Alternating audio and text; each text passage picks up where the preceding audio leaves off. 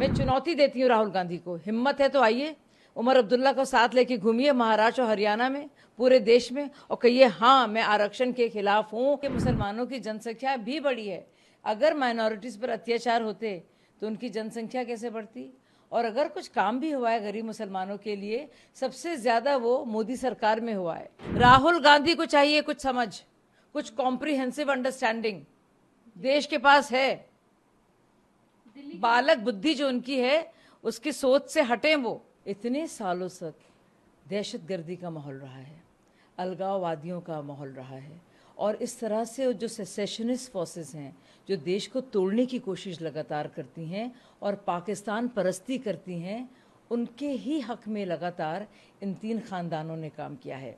अभी देखिए JK-NC के साथ राहुल गांधी जी खड़े हैं, आज तक नहीं बता रहे हैं कि संविधान पर उनका क्या विचार है, चुपचाप हो जाते हैं, कन्नी काट लेते हैं जब सवाल होता है आरक्षण का। 370 के हटने से आरक्षण दिया गया है, आरक्षण को दिया गया है देश के कानून जो संविधान में है, जो हमारे पीनल कोड का हिस्सा हैं, आप देखिए जो हमारे संहिता का हिस्सा है, आप देखिए वो सारे कानून रद्द हो जाएंगे और आरक्षण को हटाया जाएगा। फिर भी जब JK-NC अपने मैनिफेस्टो में बाकायदा इसका जिक्र करती है कि आर्टिकल 370 हटाया जाए, 35A हटाया जाए, तो क्या चाहते हैं राहुल गांधी? जो महिलाओं के हक हैं, जो बकरवाल समाज के हक हैं, जो हमारे वाल्मीकि समाज के हक हैं, वो छीन लिए जाएं? जो वहाँ के हमारे गुज्जर भाई बहन हैं उनके अधिकार, उनके हुकूक छीन लिए जाएं? तो वो आरक्षण विरोधी है। वो खुद कह भी रहे हैं इस बात को जब वो गए थे कि जब सोसाइटी पूरी फेयर हो जाएगी तो हम उसको हटा देंगे। अब इतने साल से तो उनके परिवार लाए नहीं, अब जब आ गया है आरक्षण, एक तरफ तो कहते हैं बढ़ाया जाए, दूसरी तरफ कहते हैं जम्मू एंड कश्मीर में हटाया जाए। ये कैसे दोहरे मापदंड हैं? इसका जवाब राहुल गांधी को देना पड़ेगा। क्या उमर अब्दुल्ला को घुमाएंगे वो? क्या वो कैंपेनर बनेंगे?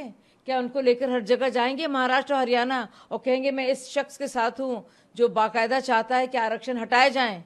मैं चुनौती देती हूँ राहुल गांधी को, हिम्मत है तो आइए, उमर अब्दुल्ला को साथ लेके घूमिए महाराष्ट्र और हरियाणा में, पूरे देश में, और कहिए हाँ मैं आरक्षण के खिलाफ हूँ क्योंकि मैं उमर अब्दुल्ला JK-NC के साथ हूँ जो चाहते हैं आर्टिकल 370 हटाया जाए, जिसके हटते ही खुदा न खास्ता आरक्षण भी हट जाएंगे। पर राहुल गांधी की भाजपा भ्रम फैला रही है, मेरे बयान को झूठे तरीके से दिखाया जा रहा है। क्या भारत के भाई बहन नहीं चाहते कि हर एक धर्म को अपनी आज़ादी से अपने धर्म के पालन? हर एक धर्म को अपनी आज़ादी से जीने का हक है, और जो बातें वो फैला रहे हैं हमारे सिख भाइयों के बारे में, उससे सिख समाज इतना नाराज है। आप देखेंगे देश में, अगर पूरे तौर पे देखेंगे तो देश में हमारे कितनी मसाजिद यानी कि मस्जिदें हैं, कोई रोक टोक नहीं है किसी भी तरह की। और इसीलिए आप देखिए मुसलमानों की जनसंख्या भी बढ़ी है। अगर माइनॉरिटीज़ पर अत्याचार होते तो उनकी जनसंख्या कैसे बढ़ती? और अगर कुछ काम भी हुआ है गरीब मुसलमानों के लिए, सबसे ज़्यादा वो मोदी सरकार में हुआ है। और इसके अलावा आप देखिए कि किस तरह से लगातार हर एक धर्मों को वो भड़का रहे हैं, माइनॉरिटीज़ को, और कह रहे हैं तुम्हारे साथ नाइंसाफ़ी हुई है। ना सिर्फ ये, एक तरफ जाति का आरक्षण बढ़ाने की बात कर रहे हैं, दूसरी तरफ जाति का आरक्षण हटाने की बात कर रहे हैं। इतने कंफ्यूज्ड हैं, वहाँ जाके कह रहे हैं हम सबको कॉम्प्रिहेंसिव अंडरस्टैंडिंग चाहिए। राहुल गांधी को चाहिए कुछ समझ, कुछ कॉम्प्रिहेंसिव अंडरस्टैंडिंग देश के पास है। बालक बुद्धि जो उनकी है उसकी सोच से हटें, वो थोड़े मैच्योर हों, एडल्ट हों, काफ़ी उम्र उनकी हो गई है। पूरी दिल्ली को, पूरे देश को इस बात का ज्ञान है और समझ है कि क्या हो रहा है। ये पूरी तरह से एक फर्जीवाड़ा है। वो डमी CM की तरह बैठेंगी, खड़ाऊ रहेंगे सुल्तान साहब के, और प्रभु राम के भाई की तरह वो भरत की भूमिका निभा रही हैं। और ये बात सब लोग समझते हैं।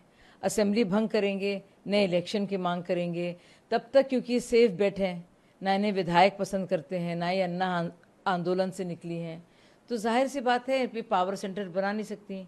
सौरभ भारद्वाज होते पुराने हैं, संजय सिंह होते पुराने हैं, गोपाल राय होते पुराने हैं। अगर उनको बनाया जाता तो एक और पावर सेंटर बनता। अब ये तो बना नहीं पाएंगी बेचारी, तो इसलिए उनको बना दिया है सेफ बेड की तरह से। और सब जानते हैं कि केजरीवाल जी सत्ता के इतने लालची हैं कि वो कुछ भी करने को तैयार हैं। और अब जब सुनने में आ रहा है कि CMO में बाकायदा उनके सिर्फ खड़ाऊ रहेंगे, वो नहीं रहेंगे, लेकिन जिस तरह से मनमोहन सिंह डमी पीएम थे, वैसे ही आतिशी जी डमी सीएम होंगी। For exclusive and insightful videos, subscribe to our new channel ABP Live Premium.